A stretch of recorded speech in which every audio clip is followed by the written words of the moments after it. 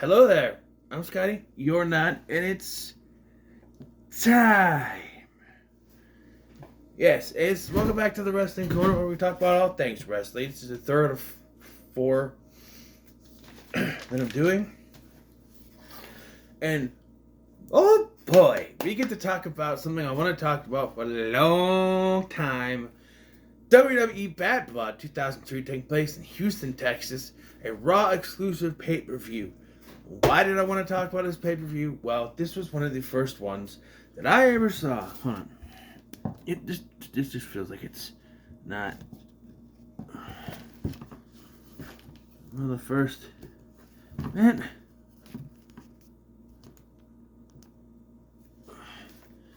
This thing is a pain in the ass, to tell you.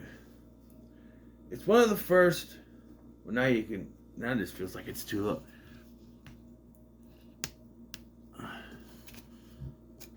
That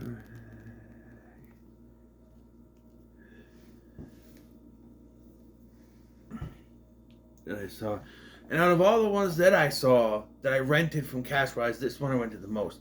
So much so that my grandma ended up getting it for me for my birthday or whatever it was, and yeah, she knew.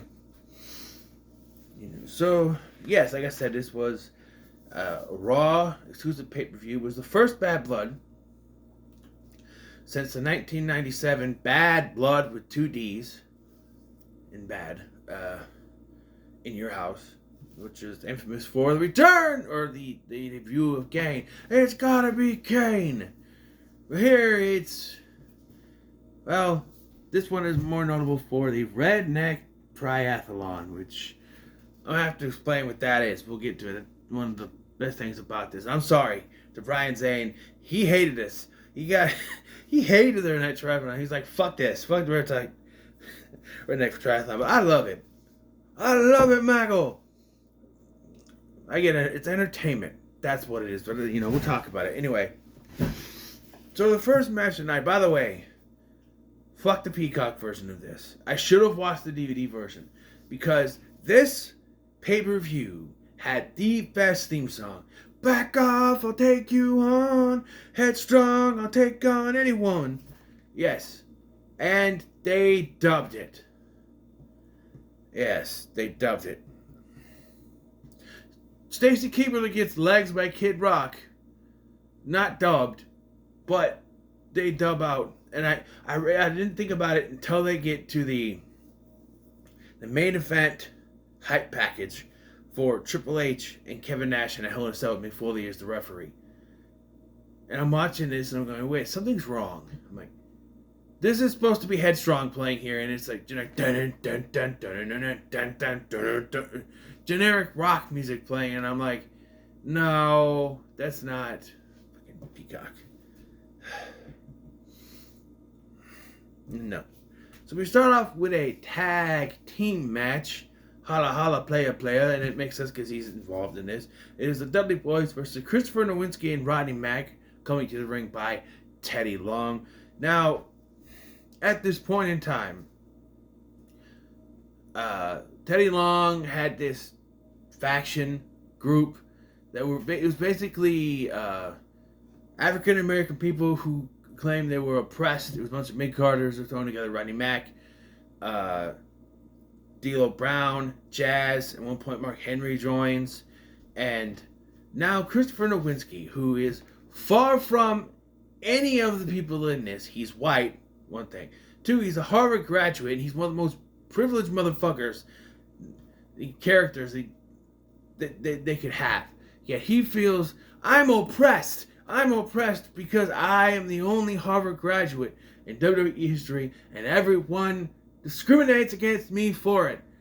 Oh, suck a dick, dude. No. I did, even if he didn't have his concussion, because in this match he had the freaking face mask because he had a broken nose at the time, which his face mask is better than the one they do for the women, where it's like over there. I don't know. I hate that kind of face mask, but they did it for Carmella and Trish, and most recently Rhea had a special one, but I don't know. But to have this faction based on we are oppressed because we're African American people, blah blah, and then to just bring this very privileged white person character into it is bullshit. He was forced to retire due to post-concussion syndrome. Has now become a doctor, for all that, because of that, and warned people about concussions and stuff like that. My son recently got a concussion, at least when I'm recording this, and he wasn't able to lift anything for a while. He should be fine now, hopefully. But, yeah. And I played a clip from Sunday Night Heat, I think it was, where Rodney Mack and Nowinski approached Devon and asked him, "Why is your white brother always ordering you around?" He grabs him. "I'll tell you what. Come on. Why is your white brother always ordering you to get the tables?" And then, you see that Devon had to stop to pause to think about it. And I don't know. I realize there's some screwy finishes on this. Is this one? There's another one later on. And really, was there a clean finish on this night? I think that Steiner test match is clean. Goldberg and Jericho was clean, but World Tag Team title match. Okay. So, yeah. But, yeah. So, the match, decently paced. And much like I said about the opening match of Survivor Series 2002, this is just there. It's just there because they couldn't think of anything else to put there. Most of the matches on here, the women's title, you could have done a women's title match. You could have done, what was it, Trish and versus someone. I don't know. You could have done a women's title match, but you do this match. This feels like a throwaway match on Raw, to be honest, even especially with the finish. Rodney Mack and Chris Nowinski win? What? Nowinski uses his mask, of course, when the referee's not looking to get the advantage, but no, this should have been the Dudley Boys overcoming adversity, right?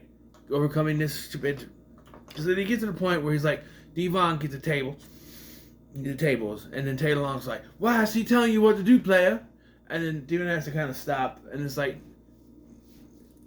and they get over it very quickly, but still, they lose. So, they still would have lost if they got the table too, I don't know. But, yeah. And now it's time to talk about the Redneck Triathlon, Part 1. So, we spun the wheel on Raw and landed on a pie eating contest. But this isn't cherry pie.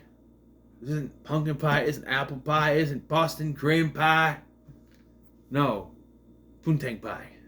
Something my brain, when I first watched this, did not understand. I mean, I knew some things. But I didn't understand that. I knew about doing that, but I didn't understand what eating pie meant.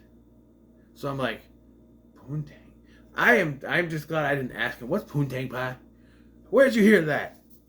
WWE? You're not watching it. I just got back into wrestling. The good thing I didn't ask. Because they didn't show it. I'm like, okay. Yeah. But that's not the first one we started with, because they spun another one on Heat, and that's the one we're starting with, a burping contest, where they're basically lip syncing to the burps. Which is funny, because then Stone Cold will admonish Bischoff for lip syncing his theme song later on in the night, but this is okay to lip sync. Let me tell you guys something, okay?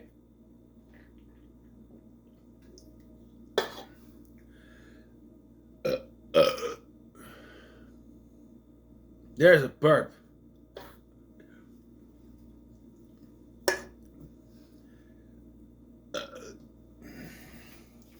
Let's see. Let's drink a bunch. Let's get a bunch going, huh?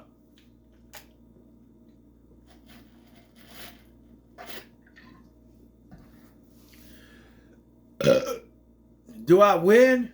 One more.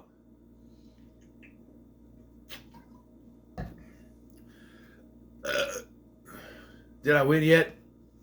I'll do one more, and that's it.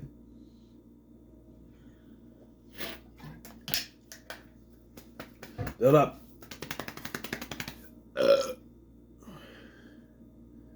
Scotty wins.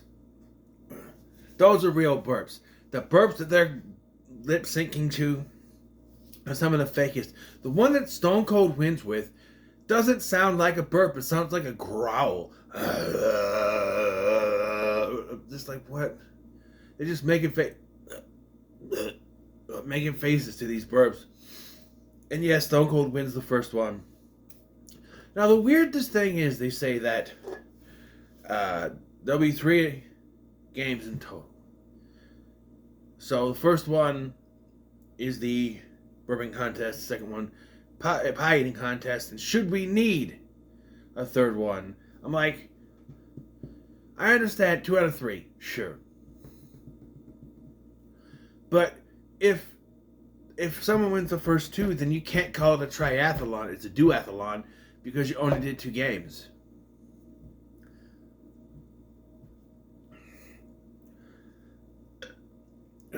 Excuse me. We get to Scott Steiner versus Test for the managerial services of Stacy Keibler. So Stacy was the manager of Test for a long time. She coined the phrase testicles as the Test's fans. Even when Test comes out, his Titantron still says, "I love my testicles." You know, he's a heel now. He's turned on Stacy, so now he's kind of mistreating her. Apparently, he and Scott Steiner were a tag team for a little bit, but Steiner got mad at the way that Test was treating Stacy. I hate this whole storyline. If it ended here, that would be fine enough. But they keep going with this, and then it ends. It doesn't end. It's they didn't know how to end it, so I'll explain. I'll explain when the match is over. But this is a pretty good match. It's Scott Steiner and Test, both decent workers. You know, say whatever you want about Scott Steiner and his math abilities. He's good. There are a couple of like belly to bellies, overhead belly to bellies that look kind of scary, but it works. At one point, there's one point where Test is yelling at Stacy, and Steiner goes to hit him. Test moves out of the way, and he almost hits Stacy. He stops, turns around to a big boot, and Stacy thinks, "Oh my god!" But no, he kicks out. And at one point, this is the first time I'm going to complain about this. Okay, I said this in another one, but Test gets a chair and goes to hit Steiner, miss, and then they do the hit the ropes, bounce into his head thing. I still think that should be a disqualification. That should be a disqualification. It should be Steiner is disqualified.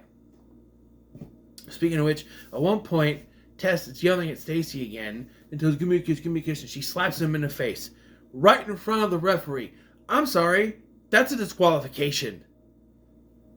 Say what you want about the chair shot. That's a disqualification. It's the same thing with Nydia in the Cruiserweight Championship match at Survivor Series 2002. It's a disqualification. Right? She hit Test, like she's not with anyone, but she hit Test. So it'll be disqualification for Steiner. Test wins. But no, like I said, the chair shot, he hits himself in the head. Steiner hits a belly to belly, I think, and then wins the match. So Steiner wins and they celebrate. For now, this will go on to be stupid. They have another match at Unforgiven.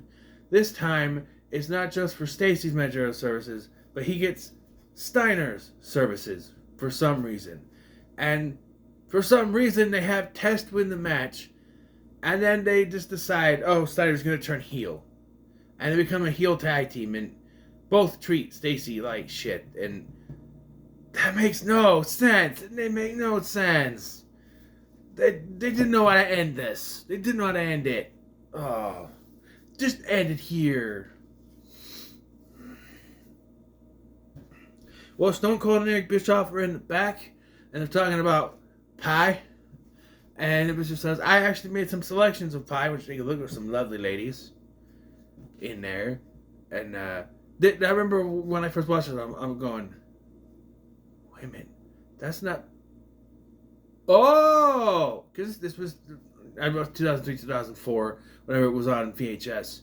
I knew about sex. Okay, I knew the stuff. I'm not gonna say how I knew. There were certain websites I would go to.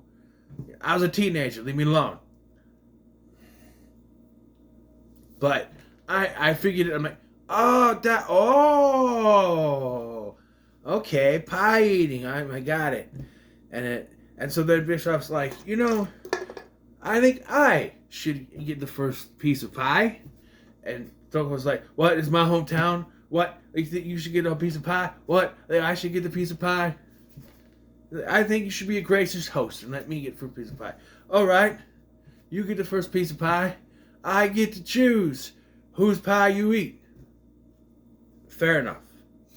We'll get to that. Well, we got an Intercontinental Championship match, Christian versus Booker T, way back in Unforgiven of 2002. It was Kane versus Triple H.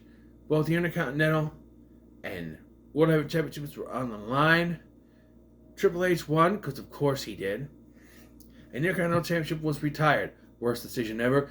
Fast forward to Judgment Day in 2003, and they hold a battle royal to crown a new Intercontinental Champion. Booker T won the battle royal. I didn't shut up. Booker T won the battle royal. However, the referee in charge of paying attention was knocked down. So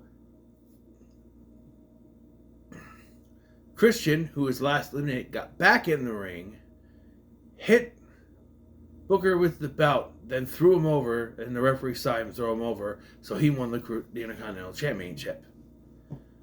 So now we have this in Booker T's hometown of Houston, Texas, and pay no mind that he used to be billed from Harlem, New York, but now Houston is where he's from, I guess. Born and raised, I guess. One of 7 children. I only know of Stevie Ray, so. But, yeah, in this match, the King tries to get a joke out 3 different times. At one point, he's like, can I get this out? Or can I say this? Like, I was walking the streets of Booker's old neighborhood, and the guy goes, hey, King, see any police around here? I said, no. And he said, good, stick it up. 3 times to tell that joke that's not even funny. Anyway, at one point, Christian's had enough, because Booker T is basically whooping his ass. He's like, no, I'm out of here. He's knocked out of the ring. He grabs the belt, he goes to leave. Referee Jack Doan gets on a microphone, makes a call that he can't make, but he says it anyway. He says it's the general manager's call, not his. But he's like, if you leave, if you get counted out, you will lose that championship, which is not his call. He's a referee. Referee's discretion, I guess. Referee's decision is final. That's for pinfalls. I don't know. So he gets back in the ring, and then he just hits Booker T with the title and gets disqualified.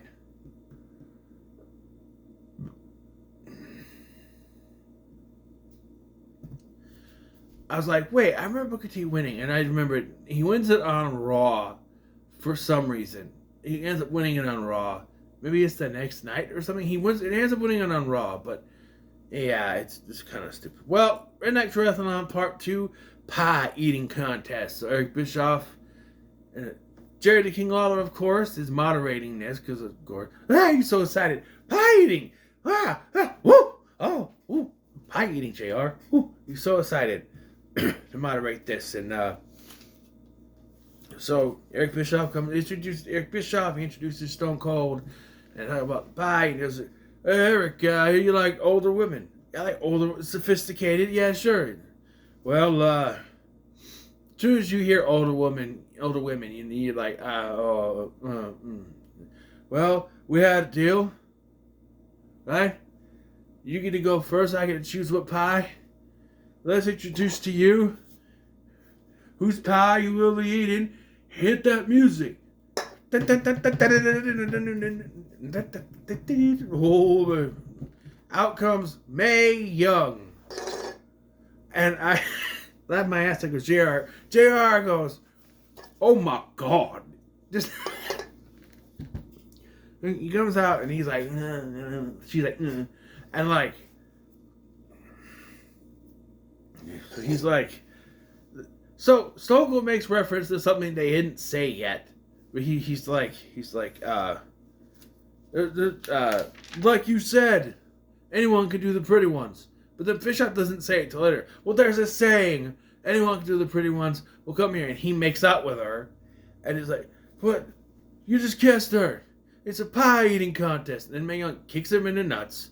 And he gives the Bronco Buster to him. That's a way around it. I don't know how you were going to get around that, I guess. So it's Stone Cold's turn. And my big problem with this is he ends up giving her the stunner or whatever. But it was just like, wait. Who? So, wait a minute. The deal was he chose Bischoff's pie that he was going to eat. He doesn't have to he doesn't have to eat the same pie. Right? But he goes to do it anyway and he hits her with a stunner and laughs it off, so Bischoff wins. But my question is, if he had done it, he would have gotten a point too and he would win, right? Obviously, he didn't care about winning at this point, but no.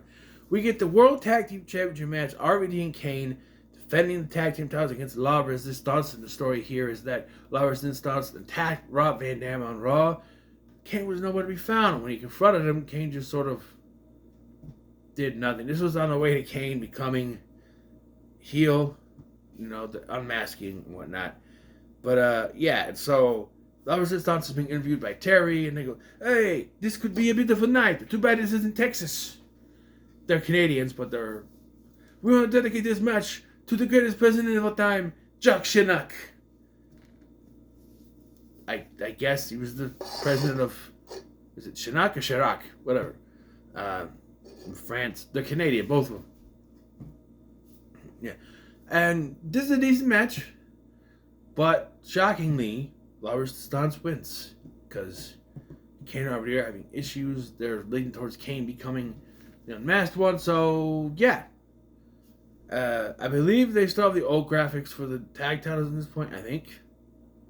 I don't know. We got Goldberg versus Chris Jericho, and this is a let's copy what we already did scenario, because somebody tried to run Goldberg over.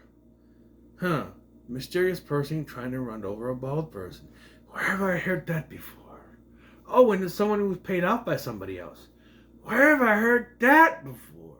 Yeah, they're doing the whole Stone Cold thing from Survivor Series, or whatever it was, back in 2000, where Stone Cold had to give neck surgery, so they had to, was it 99? Whatever, I don't know. But he had to get neck surgery, so they had to write him off, and yeah. So, here, Goldberg goes to get out of his car, and someone drives by and nearly hits him. Turns out it was Lance Storm, who turns out was paid off by Chris Jericho. Because Chris Jericho has wanted this match since WCW never got it. Goldberg was too much in his head and didn't want it. And now they're having this match. And he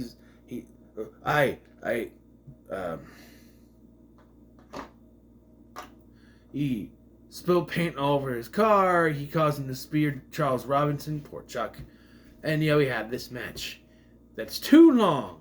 Look, if you're going to have Goldberg in a match, it should be longer than 10 minutes. And this goes 11 minutes. But the problem is, it should have been around 6 minutes. This just kind of goes... At one point, they're fighting outside the ring. They're running around. This should have been quickly, there's, maybe Goldberg... Maybe Jericho gets some offense and there's some fighting. He runs out of the ring, runs back in the ring, spear. Allows him to get back up. Maybe Spear goes for the cover, kicks out at 2, stuff like that. Make it work, but this just goes on for too long. We're talking about matches that go on too long, we'll talk about the main event, but Goldberg wins, and at the end of the match, Jericho's like, King, I don't think this is over. Spoiler, we don't get a rematch. It's over. I think he should have said that for the test match, not this one. I don't know. But, yeah. So, we're spinning the wheel again. So they spin the wheel and they land on a singing contest. Yep. And Bischoff starts laughing. What are you laughing at? I heard you sing. Yo, how about you? Have you heard me sing? And? Not good. No, I've heard, frankly, you suck. So, I got a set of pipes. So I'm going to go out there and I'm going to win this. Yeah, first we have Ric Flair versus HBK, which... This was billed as a dream match. And I hate it when they build it as a dream match and they decide to cop out on the ending. It's so stupid. Don't do that. Don't give us something you billing it as a dream match and cop out on the ending. Because it's stupid. This whole thing started when Shawn Michaels, there was that match on Raw it's Greensboro, North Carolina. It's on the Ric Flair DVD. Triple H, where Ric Flair challenged Triple H for the World Championship and couldn't do it. And HBK says, I have respect for you and I would be honored if it was you and me against Triple H and it was Orton or something, a tag team match or something, Jericho, I don't know. And during the tag match, it was just a handicap match, I don't know. Flair turns on HBK for some reason. He's like, I wanted to be Ric Flair, your childhood dream. And he's like, you will always be a Ric Flair wannabe. And they show him punch him in the face. And yeah, so this match is good because it's Ric Flair and Shawn Michaels. It's two of the best to ever do it. And then you have the ending. At one point, the referee gets knocked down because, of course, he does. And this is what bugs me. So here comes Randy Orton in a red button-up T-shirt that's tucked into his pants, which he looks stupid, but with a chair. He comes in, he hits Shawn Michaels with a chair within 2 feet of the damn referee, who's just looking the other direction. He would have heard that. Unless he can't hear out of his left ear, he would have heard that. Normal human response, huh? He would have heard that and turned around. But because this is part of the storytelling, sometimes common sense is thrown out the window. He doesn't turn around. Instead, he hits him with a chair. He doesn't turn around, and he puts Ric Flair on top and then runs out of the ring. Referee turns around, counts 3, and just... Really? I'm sorry. But if I was the referee, I'd turn around and look at this scene, and I'd see Randy Orton standing there. And I'd see Ric Flair on top of Shawn Michaels, and I go, no. Disqualification. Common sense. I'd look at this, and I'd wait, I heard something. No, I go over to the monitor where JR and the King are, and I go, replay what happened when Orton came in. The chair. Ric Flair is disqualified, the winner is Shawn Michaels. But no, Ric Flair gets the win, because like I said, they couldn't just have him fight to see who wins and have an equal. No, they had to have a screwy finish. It's unbelievably stupid.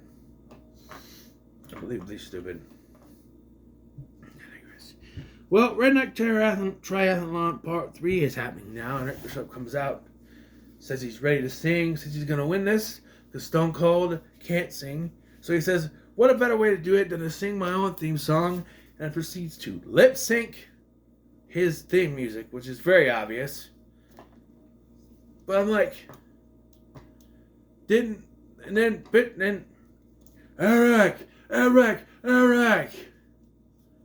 shut up. You suck. That's not singing. You're lip syncing. You suck. I could do it. Okay, play the actual version or whatever, and it starts playing. I'm back, better than ever. Got a knack for making things better. Like it sounds like he's purposely trying to sound bad. You know what I mean? This point, they start Stone Cold on the Titantron, and he's going, Eric, enough. You suck. You're like, well, you can't sing. Sure as hell no, I can't sing. So we're going to spin this one more time. And he just goes, well, look at that. They're letting out Pigpen fun. And just so you know, at one point, they decide to show a shot of the Pigpen in between one of the matches. And they go, oh, what is that, JR? Really? Don't do that. Because you show a shot, you're basically telling us, hey, this is going to come in. Something's going to happen with this. Something's going to happen with this. So, yeah, what's going to happen is I deputize all those people out there to stop you from leaving this damn arena. I'm going to come out there, I'm going to whip your ass, and I'm going to throw you in that pig pen. And so he comes out, beats him up, throws him in the pig pen. And I love, what is it, JR or the King? One of them says, oh, those poor piggies. Yeah, yeah. I don't know. I like this stuff. You know. So now we have the main event, the World Heavyweight Championship match, Hell in a Cell, Triple H versus Kevin Nash, Big Foley special guest referee. Well, Triple H defended the World Heavyweight title against Kevin Nash Judgment Day, and he hit Earl Hebner with the sledgehammer and got disqualified. So now no referee will referee this match. They know Earl Hebner's got injured. We're not doing it. Referee Tim White was in the last Hell in a Cell match, and he hasn't refereed a match since. Was this around the time he was trying to off himself?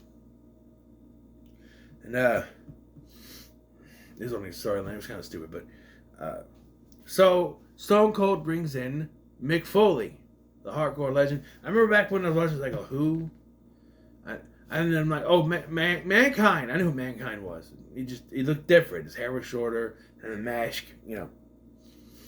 So, I watched both movies, but I know who Mankind was. So, yeah. Mick Foley, special guest referee. Much like with the Goldberg match, but even worse, this match is too long. It goes on for over 21 minutes. Because it's Triple H. Triple H thinks all his matches need to be 20 minutes long. Something he's now carried over to his productions for pay-per-views. We're going to have 5 matches that are 20 minutes long apiece. No. Not every match needs to be 20 minutes long, Triple H. Oy. This was... How many matches are there? 1, 2, 3, 4, 5, 6, 7 matches. 7 matches, only one of which goes 20 minutes. Gee, you could fit so much more. I actually think that they could benefit from doing brand exclusive pay-per-views now, because now they have all these titles. The world title, women's mid-card, men's mid-card, tag. Women's tag can pop up. You could have 6 matches. And all title matches, you could work on one extra match. You could do that. But they don't. The limit there. Every review, both brands, only 5 matches, which means no one gets any time. And this match, we're gonna get in time. It's too long. It's too long. At one point, I thought the match restarted because at one point, halfway through this match, they get back in the ring and start doing stuff that you would do at the beginning of the match, where they're bumping, they're punching each other, throwing each other into the corner and hitting each other like just like stuff you open up with.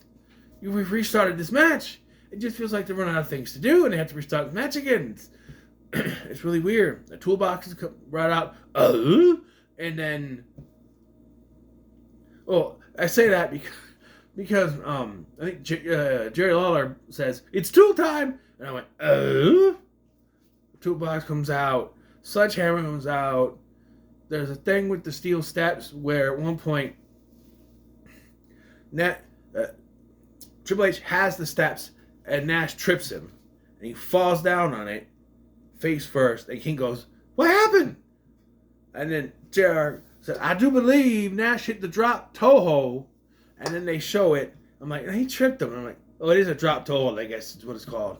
By the way, CM Pulse won a match on a video game with the drop toe hold. I think it was one of the older games. I don't know. But the drop toe hold. Here's what I'll do. For 2K25, I will give my male, my Rise superstar, the drop toe hold as a finish. If I can. And that's my finish. I'll win with the drop toe hold. Whoever he's going to be. Anyway.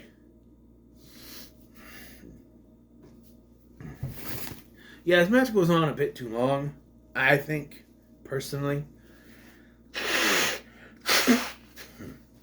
Sorry about that. Triple H ends up winning after a pedigree, but it just, I don't know. They do the thing where Nash hits the jackknife. Like, no, it's over now. It's over. And then he kicks out, and I'm like, okay. And then the pedigree, and then he wins. So, and Mick Foley at one point gets involved. He gets Sacco, and yeah, it's too long. There's too much. You could condense this down to a 10 to 15 minute match. Take 5 minutes out of this, and you could go a little bit smoother. It just feels like it's too long, that's all. Overall, I thought this was a decent show. It's fun to watch. I like the Redneck Triathlon stuff, so yeah. So what are your thoughts on Bad Blood of 2003? And as always, like, share, subscribe. Thanks for watching. I'm Sky, and I'll see you in the next one.